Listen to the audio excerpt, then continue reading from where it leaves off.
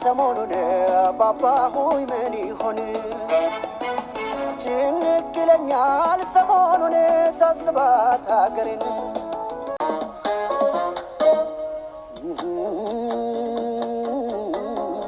በጸባይ በፍቅር አድርጎን አምሳያ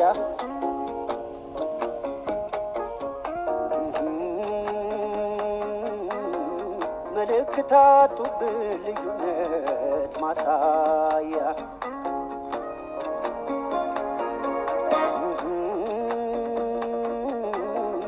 ሁለት ናቸው ሲሉን አንድ ሆነን አልባ ሀሳብ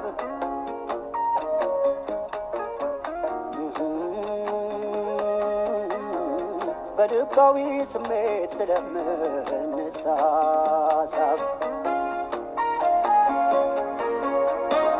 ይመሻል ይነጋል በእኛው ሲወያዩ ይመሻል ይነጋል በእኛው ሲወያዩ ያለ ቃል ተግባብተን ስንውል እያዩ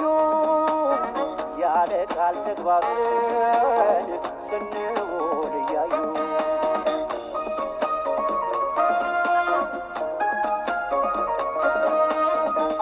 አንተነፍስበት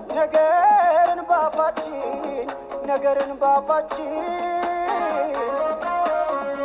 እይታችን ሆኗል መነጋገሪያችን